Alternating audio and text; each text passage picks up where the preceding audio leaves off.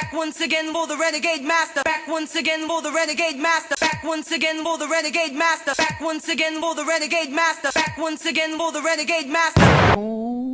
Hello my renegades and welcome back. Yes, we are back in effect and we are talking about Love is Blind season 8, and we are now on episode 2, which is called Open Hearts, Open Mind, Can't Lose. Okay, but before we get into this video, you always know what I'm going to ask you. That is to hit that subscribe button, hit that notification button so we know I'm doing videos. Please comment, like, share and do the good things that you do, because you know I am on the road to 1k. Right, all I wanted to see, was the fallout from Lauren in terms of how she then takes the news going forward that she knows Molly is also dating Dave at the end of the day. Because my questions would be, especially as Molly sat there in the last episode saying, I have my husband, that's not a woman where a man is not gassing her up in their dates.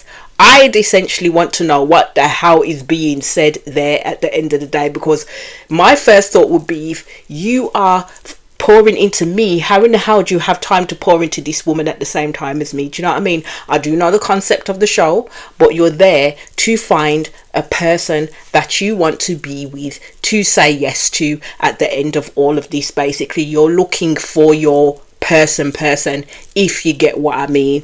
So we see Daniel and Taylor had another date again. Her voice is still really bad, and she was talking about how the fact that, you know, her dad's name is Daniel as well. So Taylor starts to speak about her dad and what it means for her to have her dad walk her down the aisle, because apparently her dad is ill. So it was kind of a heavy talk that she was having with Daniel.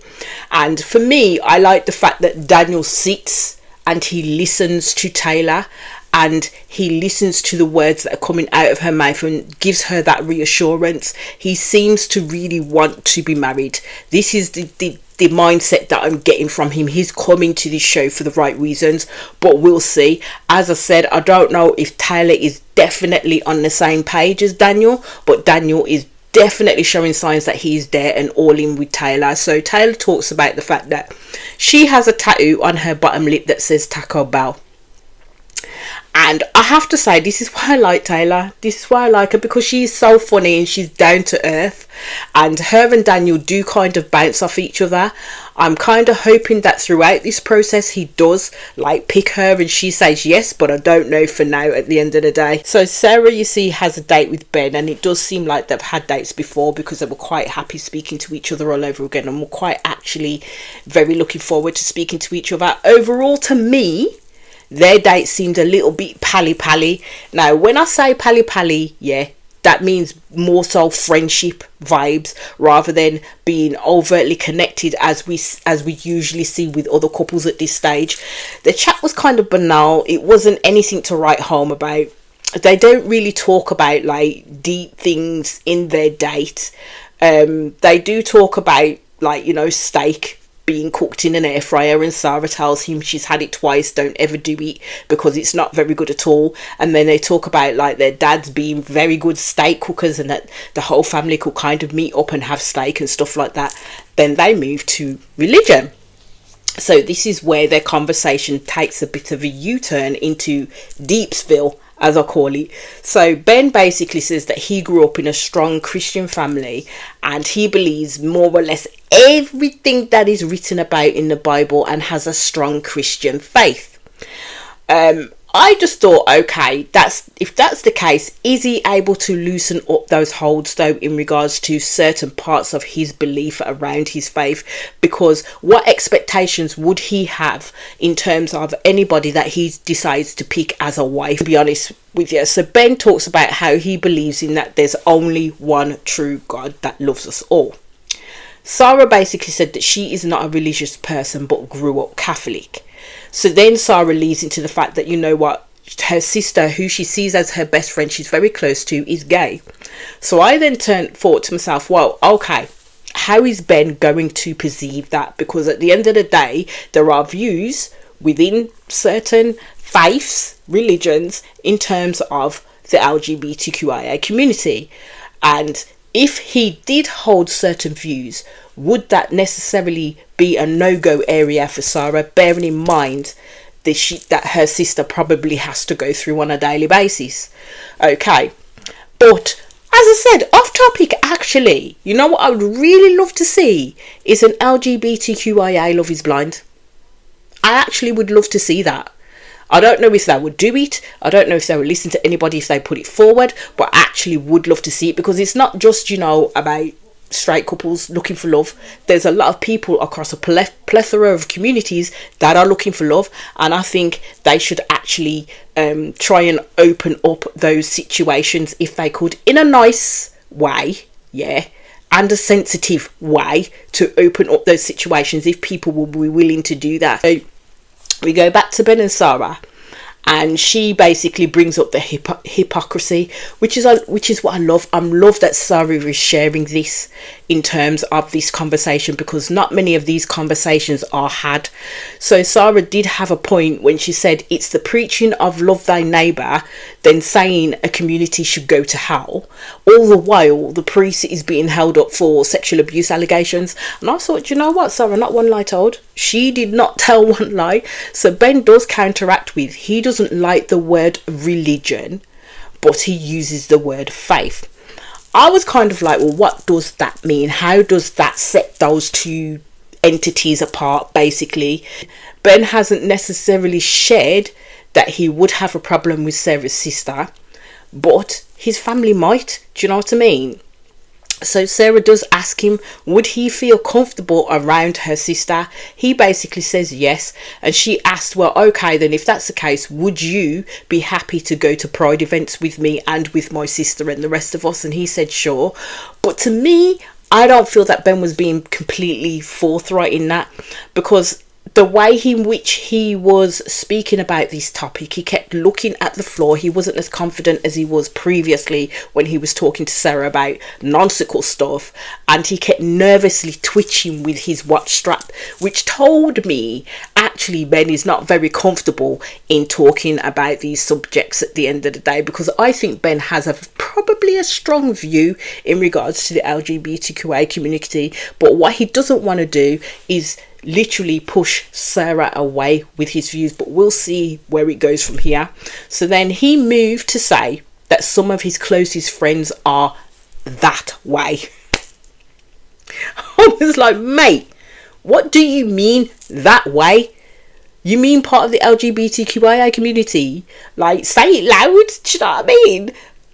What does he mean by saying his friends are that way? Also, as they say, having proximity to somebody who's in the LGBTQIA community doesn't negate you from being homophobic or transphobic and the like at the end of the day. So with Ben, I am going to err on the side of caution at the end of the day, because the terminology that he's using right now, especially to describe the community, that Sarah's sister is from, doesn't make me comfortable. It doesn't sit well with me, because what does it mean by that way? What is that? So Ben further explains that he comes from a background of Catholicism. Hopefully I said that right. And he basically said that, you know what, him thinking in the LGBTQI community, he was brought up to believing that it was a sin, and it wasn't until he went to college and had experiences in terms of meeting other people, that's when his view began to change and said, hold on, wait a minute, this is love. I mean, my question would be is, why do you think it's a sin to love someone? Just because it's not how Ben would live his life doesn't mean it's a sin for another person. Do you know what I mean? But as I said, I won't get into the semantics of it, but majority of the people that I've met and spoken to, when you talk about this subject, are always thinking about what people do in the bedroom. I mean, if you're basing it as it being a sin off of that, then you need to get a freaking life, is what I say in that scenario. So Ben keeps on using the words around in terms of people like that. He keeps using the words like that. And I'm just kind of like sitting there at the TV, just like, what do you mean? I like that, Ben. Like, seriously, what is it that he's meaning? Do you mean human just like you? Individuals living their life? So the like that people part was irking the living hell out of me. I ain't gonna lie. I was kind of hoping that Sarah would read between the lines with what Ben is saying, as although he's saying, yes, my eyes are opened up, and like, wait, this is love. And in terms of him being friends with people from the LGBTQI community, I would also question, okay, with them saying friends, do you actually take them home and introduce them to your family too? That's what I'd be asking, to be honest with you, if I really want to find out what's what with this guy. So Sarah likes Ben's explanation, as you do, because it glosses over everything else. Because my thing is people don't necessarily dig that little bit deeper. They give them the level surface in terms of, oh, I'm going to give you what you want to hear. Because sometimes I think that's what they do within these pods. They give them what they want to hear. They get the metal of these people and understand them a little bit more, then give them what they want to hear. And then the other person doesn't dig that little bit deeper. So Ben does explain that he goes to church every week and he would want his partner to be able to do that with him, but he says that he won't pressure Sarah into changing her beliefs in that scenario.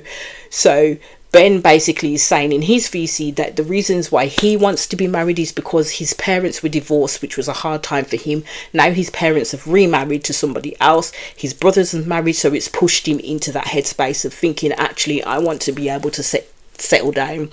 So then we have Lauren, who I think, since hearing about Molly, from Molly herself, in relation to Dave, has basically gone in on herself, and it appears that she kind of has worries and is now questioning a little bit about Dave's and Molly's intentions at the end of the day.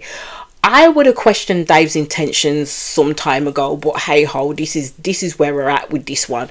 So she was basically saying that she felt validated by Dave, especially within their dates, and now hearing Molly say Dave's name was basically a dagger to her heart. Then you see the clips of literally Molly going around to each of the girls who she knows is not dating Dave, talking about Dave being her number one.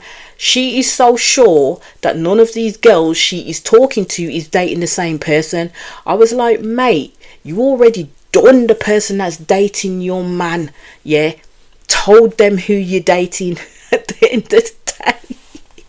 So it's a moot point in her behaviour right about now. So this little chat here that she's going around and having right now is not helping Molly in the slightest, because my gal don't know when to shut the hell up. Like, seriously, she don't know when to zip that mouth of hers, because the next person she speaks to, I bet, will be Lauren, because she doesn't know Lauren's dating Dave at the end of the day. I was just like, Molly needs to just like temper herself now. So let's just say at this moment in time, Lauren is overthinking everything and thinking that now Molly is playing games with her, basically, in essence, because Lauren believes that Molly may know that she's actually dating Dave. I'm like, girl, this Molly believes it's Sarah at the end of the day that's dating Dave. That's why she ain't gone to Sarah to tell her nothing, but not realizing that all these other girls actually do have conversations with Sarah too. So, she would have found out anyway if it were to be true that Sarah was dating Dave, which she's not. It's Lauren. So this is why I always say you need to stop chatting people's names, when you're talking with it, either within the men's lounge or within the women's lounge, particularly within the women's lounge, because it gets worse in there with them. If you really, really need to talk about the dates that you're having, then keep the names out of it, man. Like, seriously, keep the names out of it. So Lauren sees it as Molly trying to date the person she wants to marry.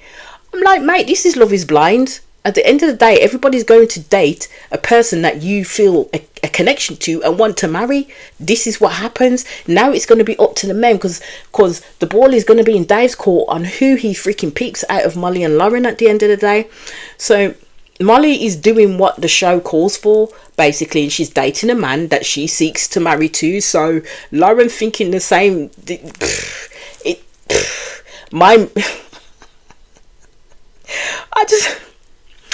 I just really can't when people come into this, and I know it's easier said than done because we are not in this situation with them, but They know the concept of the show. They know that other people are going to be dating other people that they're going to be interested in, that they're essentially going to connect to and feel like, that's my boyfriend, that's my man, that's the person I'm going to get married to. You're going to come down to earth with a great freaking bang when you realize that this man is actually feeding into someone else too at the end of the day. So those emotions you are going to have to deal with without blaming the woman or having suspicions that the woman is doing things in order to get to you, because at the end of the day, the man is saying the same things to you as he's saying to the next person. So it's the man you need to take it up with. If you don't take it up with him, then you need to put your game face on and literally suck it up. Buttercup is what I'm saying, because it's what you signed up for. So it's like when you see the little clip, you see Lauren literally go and sit in the vicinity of Molly. So I thought, well, that don't make no sense. If you're feeling that this woman is literally trying to play games with you, then why would you put yourself in the line of fire? But hey ho, it is what it is at the end of the day. So Lauren is saying that she is in a position where someone could really get to know her, she get to know them, her literally invest in them, and then they could choose somebody else. I thought, that's the name of the game, sweetheart. That is the name of the game. But you see, Lauren should have remained ignorant to any of the information that Molly was hoping to give her, because if Lauren didn't know that Molly was dating Dave, she would not have these feelings now. At the end of the day, I would say the questions need to be placed upon Dave's shoulders, because he's the one that essentially is causing this situation right now. So now we see Dave and Lauren have a date. So Lauren is telling Dave in this date that she's had a tough day and she's ended up getting in her head. She talks about her feelings in terms of not being able to feel what she's feeling in a setting like this. And I was just thinking, at this point, my girl, just come out outright, yeah. Tell this man exactly what you're feeling. Ask the damn question. What is it with this round swings and roundabouts way of trying to make a layup shot? That's even if Lauren takes the freaking shot at the end of the day. So she ends up going down this hypothetical hurt route of in a roundabout way, telling him that she has feelings, she has opened up, she's scared of not being chosen. So I was like, okay, we'll see what Dave's response is to this hypothetical shit, shall we? So Dave agrees with her, yeah. And then she asked about whether he had heard what she'd said last night, and he said no. So Lauren explains about them now joking on Dave having another date after her and him not wanting to go. I thought, girl, he went and he enjoyed it. He went and he enjoyed that date. That man was playing with you. Maybe not directly in your face, but behind the screen, Dave was playing with you, Lauren. So now Dave miraculously remembers, yeah, Lauren talking about him trying to cancel his next date, and she says to Dave, what was your response? I was like, girl, come on, don't be foolish. Molly went on the date. You know, Molly went on the last date at the end of the day. So we all know that he's just having so much fun playing these two women. That's what he's doing. He's having so much fun playing these two women right now. But it's going to come down to the choice that he has to make in regards to the two women that he is going to pick. It is going to be a down and out, drag out fight between these two girls. Let's just put it this way. It's just a madness at the end of the day. So Dave ends up deciding that he is going to give context to this. He says that, Lauren changed his day. So then Dave then talks a little bit about Molly, and I'm like, my guy, wrong step altogether. So he turns around and he says to Lauren that the girl he had the date with, like, she's fun and she's funny. And this is where I say Dave is not going to change his habits. He's really not. He's not a reflective person at all. He is not a person with integrity, as he likes to make out, yeah. So I'm like, why are you chatting to another girl knowing full well that she's a little bit like, what's the word I can say? She's a little bit emotional at this moment in time, yeah. And you're talking about the girl that you was dating and what she was like. This helps Lauren know in terms of Lauren seeing how Dave feels about Molly at the end of the day. Because just like Molly, Dave don't know when to shut the hell up either. So Lauren kind of thinks she's being clever with this, but she ain't gonna hear what she wants to hear. She definitely didn't hear what she wanted to hear at the end of the day. So my point was what was the use in going in there without directly asking this man what it is that she wanted to know, like whether she liked it or not. And that's the reason why I believe that she ain't gonna ask no direct questions of this man. It's the reason why I believe, and I'll get to it soon enough, that Meg is not gonna ask direct questions of Mason, because they don't want to hear any result that doesn't end up with them getting what it is that they want. So the rest of the conversation with them two was lame. To be honest, it really was lame. Lauren was not being open and honest about what it is that she wanted to say, and Dave was just sucking her back in. Basically, he literally just says what Lauren wants to hear. It's like they kind of hadn't left off from last night, and Dave talks about the feeling that Lauren gives him when he comes into the pods, which is quite homely. And essentially, that's essentially what he's telling Lauren, that she is quite a homely person, and that's why he likes coming into the pods with her. I'm just like, yeah, that's, in my books, that's not a great compliment at all. But Lauren took it. She took it. They delve into playlists and what type of playlist he would have if he's at home and he's unwinding and he's relaxing. And Dave talked about that he's got a playlist for everything. And then, of course, he goes on to the fact that he's got a sex playlist. And I was like, he would damn well have to make a new one for the woman that he gets together with. And that's what Lauren asked him, and he was saying yeah. But I didn't think that even entered Dave's mind. This man would have used the same regurgitated sex songs off a playlist, yeah, that he would have used with countless others if Lauren hadn't have brought it up. Again, people, please don't be like Dave. Please, really, well and truly, don't be like Dave. Dave talks about how he would change it. He does say that he thinks Lauren will connect better with his sister on music, especially in terms of the music that she said she liked, because this man didn't even know who Cat Stevens was. I shall leave that there. The whole date for me between these two was kind of superficial, especially on Dave's part at the end of the day, and Lauren was more into that date than Dave was from my perspective. So Lauren basically turns around and says to Dave, like, tell me your deepest, darkest secrets, yeah. Dave replies, I'm having feelings for you. I would reply, I'm calling bullshit. I am calling bullshit on that. To be honest with you, how can that be your deepest, darkest secret? Are you dumb? Are you stupid? Are you okay? Are you feeling good? How can I'm having feelings for you be your deepest, darkest secret to someone? Please, answers on a postcard. Please, somebody tell me, because Dave is a big fat liar at this point. At the end of the day, he's trying to give Lauren what she wants to hear, because two twos, he will probably say the same damn thing to Molly, but in a different way. That's what he would do. I'm telling you, Dave has not come up in my estimations at all. And of course, Lauren responded in kind and saying, well, I have feelings for you too, Dave. I was like, yeah. I thought, if he has feelings then for Lauren, the way he says that he has feelings for Lauren, then Dave needs to stop dating Molly.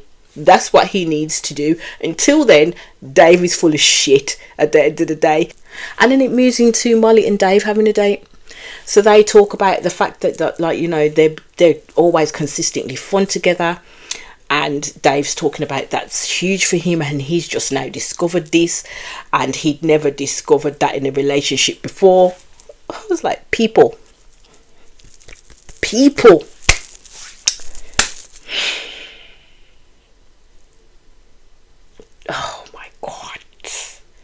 Oh my god. So he tells Molly, like, it was me and you from the start, and I love this natural chemistry that we have.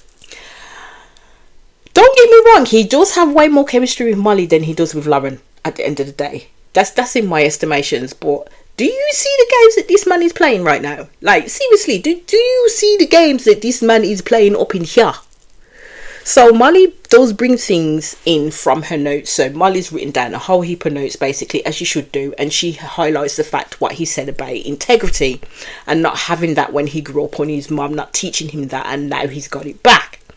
This man has no integrity at all. He's playing these two women like ping pong balls, yeah. So Molly talks about the fact that she owns her own house, and Dave was quite shocked by that because Dave does not own his own house. Dave basically said that he doesn't own his own house due to the fact that he's putting it all into this business. So Molly, as you would naturally do, asks, what business is it? And Dave responds back with, it's a medical distributing thing. Those were his exact words. Dude didn't even know what the fuck business he was in. Now that was kind of a little red flag for me. I'm going to be honest. That was a little red flag for me. How are you setting up a business and you don't even know what the fuck your business does? Like, seriously. So he's basically talking about this pipe dream he has, that he wants 5 different businesses that he can manage and be his own boss of them all. Something tells me this man don't own his own business. Something tells me that he is part of a business. He does not own that business, and he is working for the person that does own that business. There's some gaps in Dave's information for me, yeah. So then he goes off on a tangent and he talks about how he didn't realize how expensive a business is to maintain and keep it going. I was like, alarm. I think Molly's next question should have been to talk about his finances and how he deals with all of that, especially the fact that he doesn't have his own home. I mean, I'm not looking to give dust in the mouth when I say that at the end of the day, and I don't spite Dave for doing it because I don't own my own home. I rent at the end of the day, yeah, but I will still work out my finances as means is. Do you know what I mean? To make sure everything hits where it needs to, yeah. So you can see from Dave's demeanor, yeah, that he is not comfortable talking about this aspect of his life.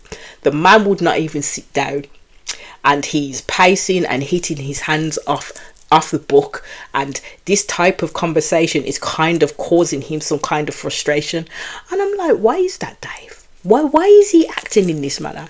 So he says, when it comes to work and stuff, I don't like people telling me what to do.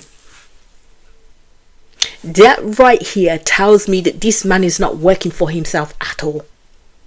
And he is lying somewhere. He is lying somewhere that he has a business. He's lying, or he's not very successful.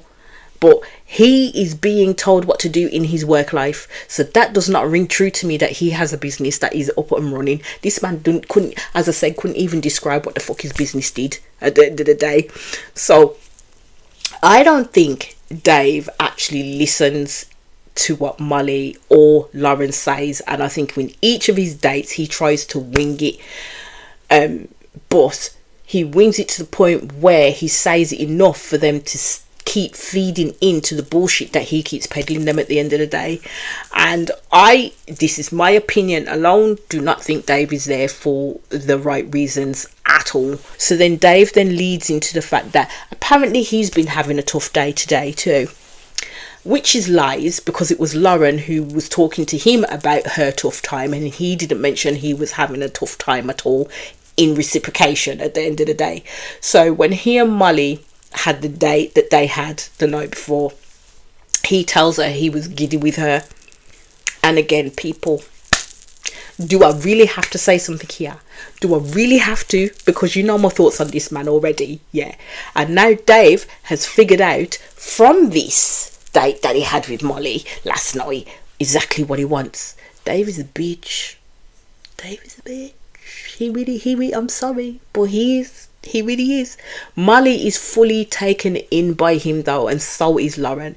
So Dave said that in terms of him and Molly, he's never had this before and he loved it for them. He hasn't declared, as he did with Lauren, that he has feelings for Molly, yeah. But I think he has read both women and knows what he needs to say to each one of them to keep them under hook, because that's what he's doing right now.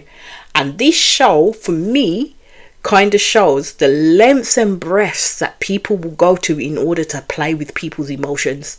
Like, seriously, for TV, for ratings, or whatever it is they're doing it for, what they're doing it off of, yeah. Because I honestly don't believe that Dave is being genuine. I also don't believe that Mason is being genuine, and I will get to that point very, very soon as to why. So Dave tells Molly the last serious relationship he had ended because he cheated on this girl.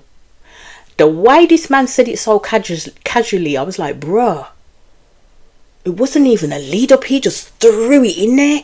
And all I kept on thinking was, Molly, you in danger, girl, run. Molly, run, you need to run, you in danger. But she ain't gonna listen to that. So he says it was stupid and he regrets it and he would not do it again. But I thought, mate, you're kind of doing it right now. You are emotionally investing these two women. So in essence, you are emotionally cheating on these two women. At the end of the day, that's how I'm seeing it, yeah, because he is playing a game with these two women's emotions in terms of how he's reeling them in completely. Yeah, I don't know why you want to string two women on the hook. I don't know, because at the end of the day, by the time you got to this point, you would have an idea of who it is who's peeping the other person to the post to be able to be strong enough to make a choice of who it is that you're going to pick. Yeah, so when this man talks about how he now has integrity, bullshit. Yeah, so Molly, which I'm quite surprised, well, not really surprised at, doesn't fully question this man about his behaviour and the wherefore and whyfores of why he cheated and what made him cheat. Yeah, she kind of glosses over it, yeah, and I thought that's a big mistake to make in these pods, and we've seen that in the previous Love is Blind, and you know which couple I mean. Do you know what I mean? Say that. Do you know which couple I mean? So he talks about like when he went to stag do's and like bachelor parties for other people, and he went to Vegas, he was talking about how women would always come up to him, and I'm like, this is the arrogance of this man all over again. Like, seriously, this is the arrogance of this man. So he says, I am not going to entertain it unless I was single. My guy, you planning to get married right now? You won't be single for a while if you say I do to this woman. And at the end of the day, once you get out of these pods, technically you are not single. So even if you were up in them flats or wherever it is you lived with your partner, yeah, and you decided to go out, you should still be batting those women back and paying them no mind. This is why I said Dave is full of bollocks. Like, honestly, full of bollocks. And all Molly said was, it shows a lot about his growth. Yeah, no. Just no. No. So you see Dave back in the men's lounge and he's talking to Joey. And he's playing the conversations in regards to Molly and Lauren off, as the women have said that they're really into him and he doesn't know what to do about that, which is bullshit. Dave should be telling the flipping truth that he was the one that told them that he had feelings for them first, not the other way round. So basically now Dave feels at a crossroad. This man is so full of bullshit because he created that crossroad at the end of the day. He knows how he can get himself out of it, but he's having too much fun playing these games with these women. That's how I'm seeing it. This man's playing. So you see Monica and Joey have a date and they're listening to music. Monica basically shared a song with Joey, which is usually played within her family home, especially around dinner times, and she got Joey to get up and dance her dad's signature move. Basically, they do have good dates, does Joey and Monica, and I think they both locked themselves off to each other quite earlier on in this process, to be honest with you, because Joey is happy that Monica matches him in terms of personality, like she matches his energy. So Monica basically talked about how she stepped away from her job to help her grandmother, who I believe she said either she has dementia or she has Alzheimer's, but in essence she's forgetting those close to her and those around her. So technically Monica was talking about the shame she kind of felt because she's between jobs, but at the end of the day it was either carry on with these jobs or literally help her family out in what she wanted to do, which I give kudos to her for. She decided that she wanted to help her family out at the end of the day, and Joey is basically happy that she shared this with him, and she's basically reassured her that she shouldn't feel guilty about being between jobs, which I would say is true at the end of the day. She's getting her memories and what she needs right now from supporting her family, and it doesn't mean she doesn't want to work. She just right now she cannot work. So they both then come off with their day are in the fields with each other. So then we see Madison and Alex have a date. Alex basically at this point just wants Madison. She did question if he was being honest with her, which he does confirm. Their date was good and seemed to be progressing, I will say. So Madison does like Mason and Alex, but as she said in her VC, that she's not ready to choose which one she wants, but that time will come, my love. So you see Madison have a date with Mason. Mason seems to be taken with Madison, but I don't trust a word that comes out of his mouth either, because he says the same things that he says to Madison to Meg too, yeah. But Madison likes him, but she's kind of playing it cool with him as well. Madison says that, you know, there's this effortless comfortability with Mason, but with me, I truly don't see it. It's more like they are friends and they're literally trying to push a connection where there is not one. That's just me when I'm viewing them two having a date. Mason does envision himself a lot with Madison, so I thought, okay, so Alex may have a little competition on his hands when it comes to Madison. But then Mason again, when he goes and has a date with Meg, says to Meg he's never connected with anyone the way that he connected with Meg. And I'm just like, what is wrong with these men and playing these games with these women? Like, if you have a stronger connection with one person, yeah, over the other person, then it's then your choice to stop playing games with people's emotions, yeah, and choose the person that you have that stronger connection with. Because right now it's just playing game. That's how it's coming off to me. And someone is seriously going to get hurt through this process, because these men don't know how to freaking temper themselves appropriately when it comes to them the dating game. And that's why they say the dating pool is shit, like literally bog standard shit, because you get people like this at the end of the day. So Meg and Mason have a date, and Mason's talking about how there's so much chemistry between them. They are so childish together. They're very childish together. He does have more with Meg, I would say. I ain't gonna lie, because they're both weird together in terms of the conversations that they do have. I don't know why he wants to string Madison along. I don't know if Mason actually does truly have any type of feeling for Madison. But you see that Meg, within this date, she paints this fantasy picture of life. But my case is you can paint all the fantasies you want in regards to the life that you envision, but is it going to really happen in reality is my thing. Both of them are dreamers, so there's going to be no one between the both of them that will be the grounding person at the end of the day. Meg mentioned that her favourite movie was Her, and Mason loved that because that's his favourite movie too. And I think he mentioned that to Madison as well when they had the conversations, but Madison didn't even know what that movie was in the slightest, and they both have Inception as their top movie. And I was just kind of like, at this point you like might as well just make it official at the end of the day. But again, Mason is not going to, because he's happy playing this, like, you know, roundabout of games, as does Dave, as does Devon at the end of the day. So Devon is talking in the men's lounge, and he's talking about how he's having difficulties on who he will pick, because don't forget he's got Brittany and he's got Virginia at the end of the day.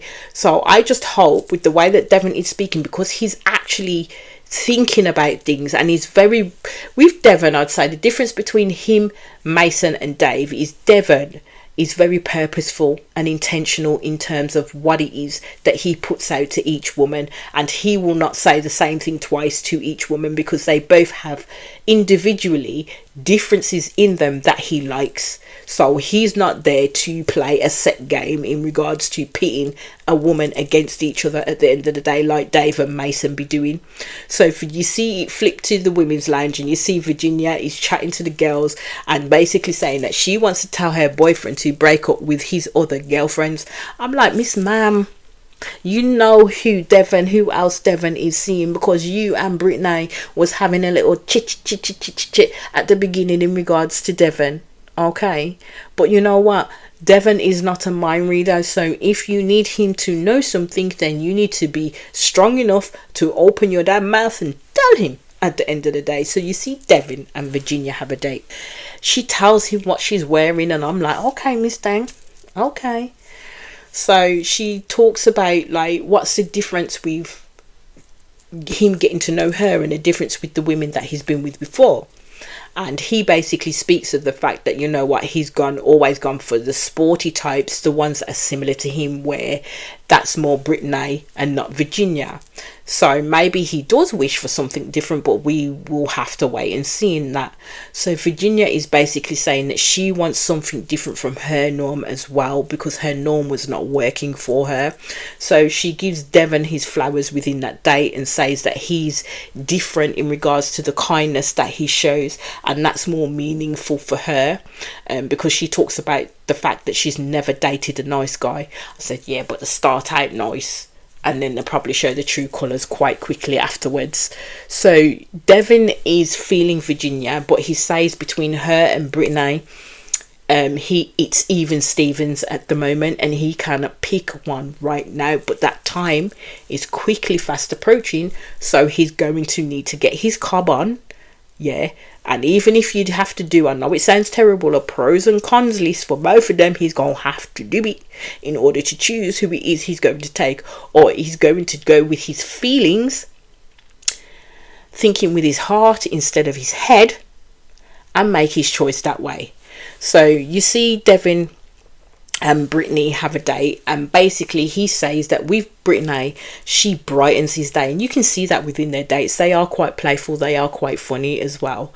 So he basically says in his VC that he does feel that he could get down on one knee and propose to someone, but the question will be, who is he going to pick, and is he going to pick right? I would say overall they had a great date. Like, I would say that Devon bounces more off Brittany than it does Virginia, so I am rooting for Devon to pick Brittany, to be honest with you, I ain't gonna lie.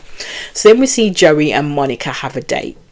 They just talk about anything and everything, to be fair, and this time it was about penguins, and I just thought at this point they may as well lock it down with each other. And just as I made that thought or that voice come out of my head, yeah, Joey just pulled it on Monica and went down on one knee. I was not expecting that at all, because usually you see, you know, when they're going to ask the person to marry them, because you usually see them all get dressed up. These two hadn't got dressed up. I mean, Joey was in a suit, but Monica wasn't. She went all dressed up. So Joey asked, Monica said yes, so we have our first possible married couple, which is Joey and Monica. So then we see Madison and Alex have a date. At this point I thought majority of their dates had been kind of surface level and not very deep, so will they get a little bit deeper at this point? Boy did they. Okay, so Alex wanted to talk about how they would solve things as a couple, especially in bad situations, because Alex talked about the fact that he was cheated on with the person that he was living with. He was quite proud of how he handled that situation at that moment in time. But he's not one of these people that likes a person to be standing and screaming and da-da-da-da-da in his face. So Maddie then talked about the fact that, you know what, she was cheated on multiple times, and she'd been single for 2 years, because she's honestly not in the position or mind frame to take that bullshit anymore. So this is why I wondered about trust issues coming from this. Have you done the work, especially with Alex? Has he done the work in which to, you know, meet her with those feelings of being cheated on, of being abandoned, of feeling that less than, or being rejected by someone? Because those are very quite strong feelings that you can come away with, and you need to work on that shit in order to be able to recognize certain things or behaviors within your next relationship, to be able to bring it up at an early stage. So basically Maddie turned around, even though Alex did ask her that question, Maddie turned around and said, I will trust you until you give me reason not to. So necessarily for me, Maddie, or Madison I should say, did not answer Alex's question on how she will deal with that, her trust issues going into a marriage, had she done the work. So then they talk about attachment styles, and Madison says that she is an avoidant type of person.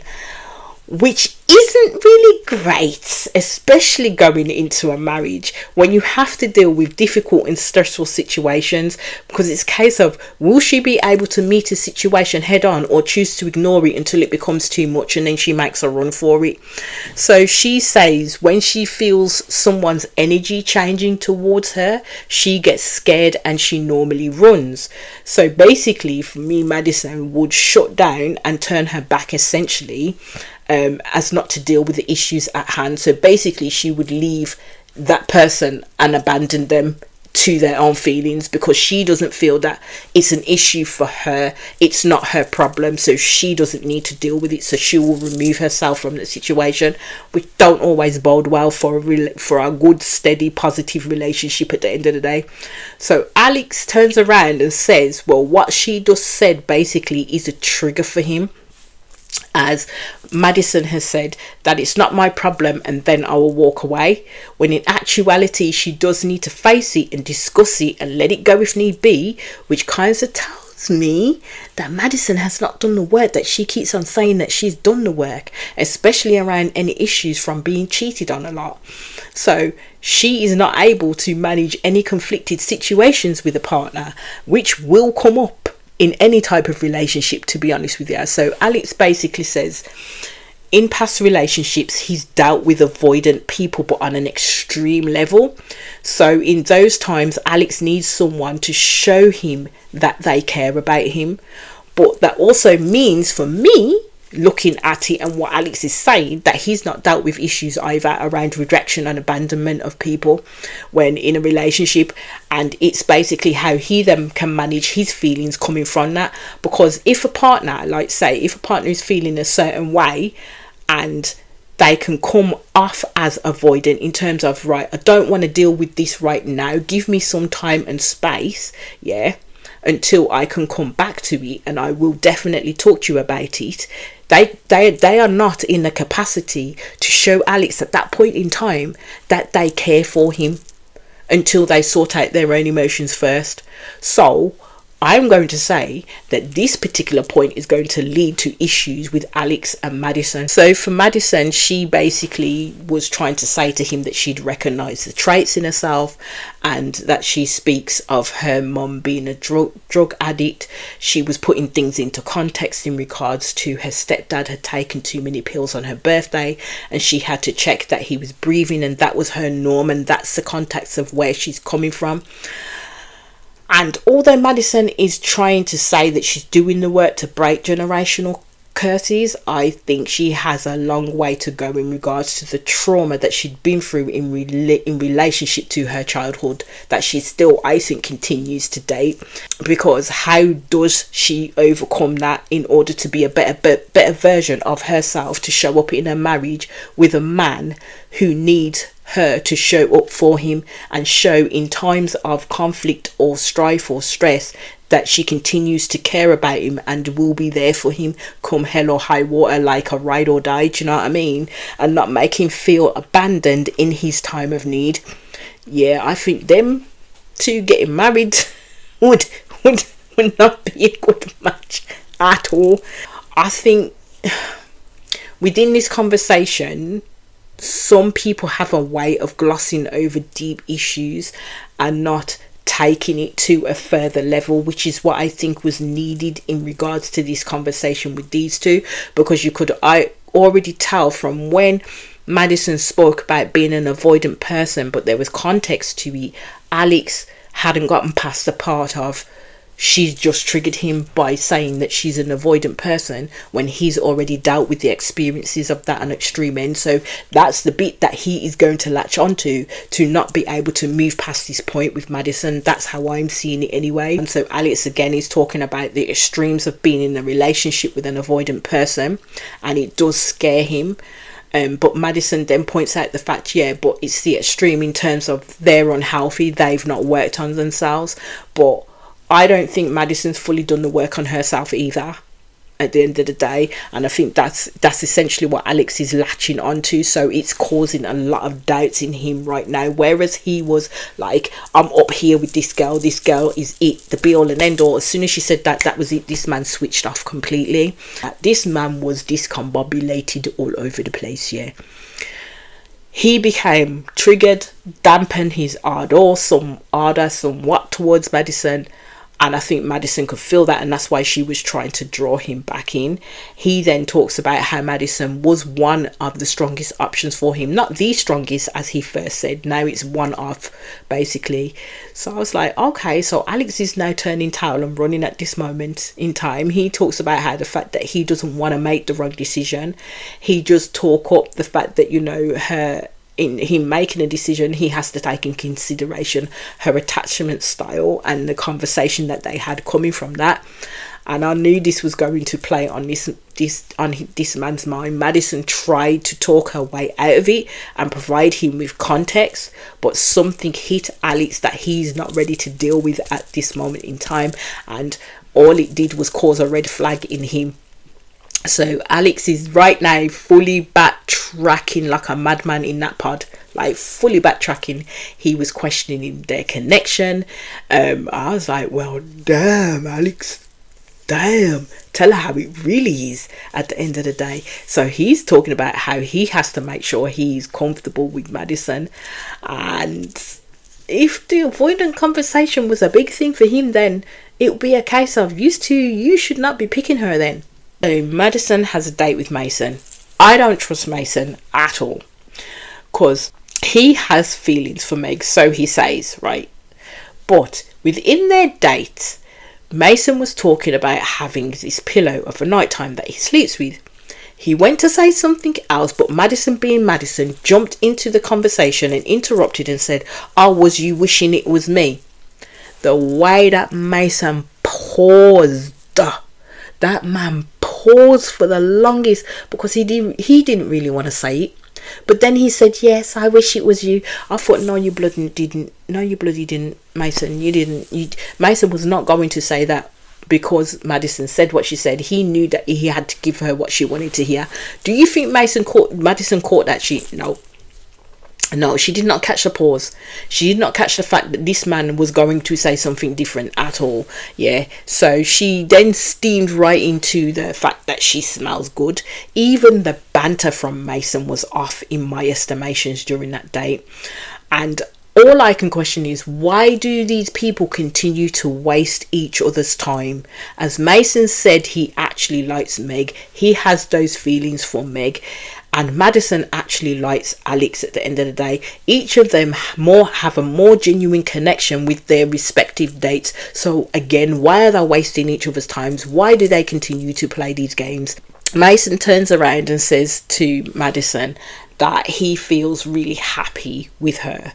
And he told Madison that he does like her. So she asked him how much.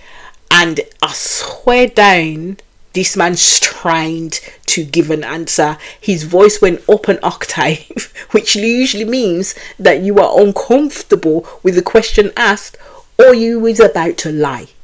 So he then replied like a lot. I thought, Mason, you fucking liar. You're a fucking liar. And then the talk turns to sexy talk, as it does, because I'm sure Madison must have been feeling that she's losing Mason at some point within this conversation. The one thing I could have done without, though, is knowing that Madison's nipples were pierced. I could have lived without knowing that, but hey ho, here we are. Vanessa and Meg, they're actually in the women's quarters and they're having a chat. And I know that Meg and Madison do not know that they're speaking to the same guy. So Meg is gushing about how she's got a crush on Mason, and she speaks about his name because Mason gave her his last name of Horshek. So she wanted to know where it originated from. Vanessa, I do believe Vanessa was being a little bit messy, turned around and said, "Well, I think Madison said it was Czechoslovakian." The way Meg's face changed, it was epic. That woman, she was all and then it went, and she said, what? And now Meg knows that Madison is talking to Mason. So now Meg is talking about how she wants to chat to her boo, and I just thought, imagine getting attached this quickly, knowing that these people are still talking to other people. Yeah, this concept still boggles my mind for real, like seriously boggles my mind for real. So Meg in her VC turns around and says, hearing what Vanessa said to her about Madison saying that Mason's last name is Czechoslovakian was a punch to the gut. I was like, we saw it, Meg. We saw your reaction at the end of the day. She looked like she swallowed a bag of nails. She talks about how she says that she keeps dropping these sort of hints to him, but she doesn't want to go full on because she doesn't want to scare him off by being direct. And I'm just like, this is the problem with you lot, man. Like, seriously, be direct. If a dude is easily scared off by a woman being direct, then he ain't the one for you. At the end of the day, he really is not the one for you. At least put him on blast and let him know that you are it for him. Do you know what I mean? Or he is it for you. So the ball is essentially then in your court. And I don't think it's about giving any power to this man in that regard, if that's what they're feeling about being direct with the men that they're talking about. But in this show, you've either got to be prepared to win or lose. At the end of the day, you've got to bite the bullet and do what it is that you need to do in order to secure your standing with this dude. So you see Meg and Mason go on a date. The questions that they were talking about was pants. There was no deepness that I could see, and everything from me was surface level. And again, Meg just talks and talks and talks. Like, she turned around and she said if she meets her person through this process, she's confident and 100% that she will get married. I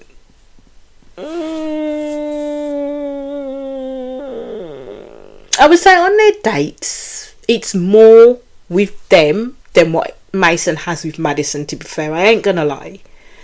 But Mason does need to pick right at the end of the day. I don't think he has a stronger connection than Meg. I don't think his connection with Madison is as strong as it is with Meg at the end of the day, because they do have this type of goofiness. So after the goofiness, they do have some in-depth conversations, and they are more on the same page as each other.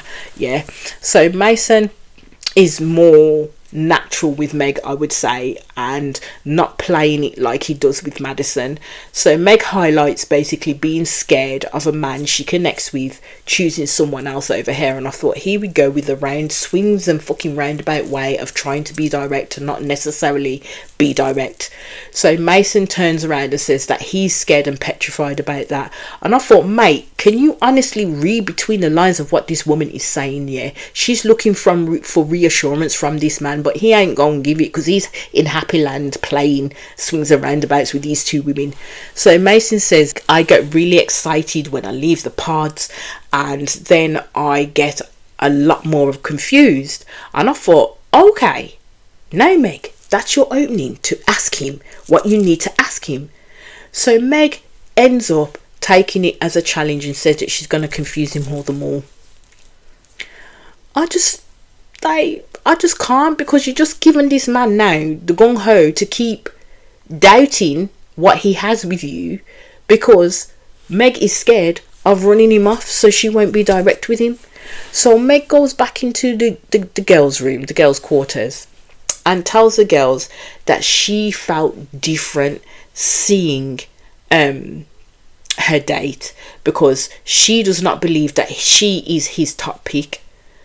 My thing is, you didn't lay your cards on the rotted table at the end of the day with Mason, but we'll go back and air it out in the women's quarters, which makes no sense because you're still not going to get the answers that you're riding for.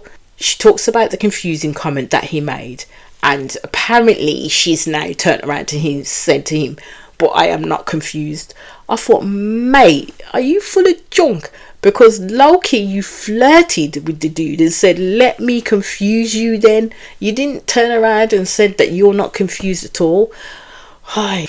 But because I think Meg did not truly want to hear the answers to any of those questions that she has, that's why she kept stum. So Meg is literally looking like she's trying to cause ripples right now at the end of the day. So Meg says she's confused now because the energy that she was getting in that date threw her for a loop.